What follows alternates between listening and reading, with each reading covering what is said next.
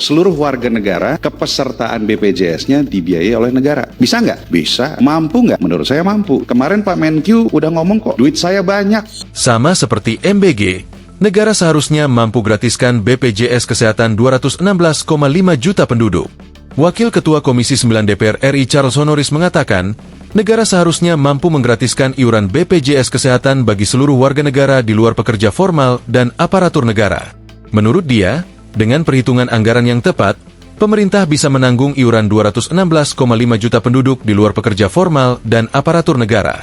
Saya ingin berdiskusi atau berpikir tentang satu skenario lain di mana di luar dari pekerja formal, PNS, TNI Polri, Ujar Charles dalam rapat kerja bersama Menteri Kesehatan, Ketua Dewan Jaminan Sosial Nasional, DJSN, Direktur Utama BPJS Kesehatan, dan Ketua Dewan Pengawas BPJS Kesehatan, Rabu, 11 Februari 2026. seluruh warga negara kepesertaan BPJS-nya dibiayai oleh negara. Bisa nggak? Bisa. Mampu nggak? Menurut saya mampu. Kita coba hitung. Sambungnya, politikus PDIP itu pun kemudian memulai perhitungannya dengan memperkirakan total penduduk Indonesia saat ini yang mencapai 280 juta jiwa.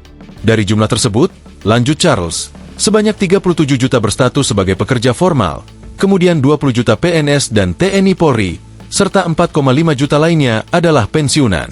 Dengan demikian, masih ada 216,5 juta penduduk yang perlu dilindungi melalui skema pembiayaan negara dengan iuran sebesar Rp45.000. 16,5 juta. Kalau dikalikan 42.000 berarti 9,07 triliun per bulan. Dikalikan 12 berarti 108,8 triliun per tahun. Dengan demikian kita betul-betul bisa mencapai UHC 100% dan keaktifan peserta juga 100%. Kata Charles. Mampu nggak? Mampu Pak. Kemarin Pak Menkyu udah ngomong kok, duit saya banyak. Lanjutnya, Charles berpandangan, persoalan utama dalam polemik kepesertaan BPJS Kesehatan saat ini bukanlah soal kemampuan fiskal, tetapi kemampuan dari pemerintah. Sama seperti halnya ketika pemerintah memutuskan untuk mencanangkan program MBG. Ketika ada political will, kan bisa dijalankan. Jelas Charles.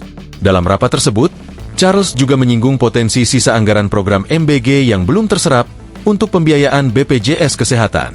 Sebab, pada 2025 kemarin serapan anggaran MBG disebut baru sekitar 81,6% dari total 71 triliun rupiah. Tinggal nambah sedikit, 100% warga negara Indonesia sudah bisa dijamin kepesertaannya oleh BPJS Kesehatan.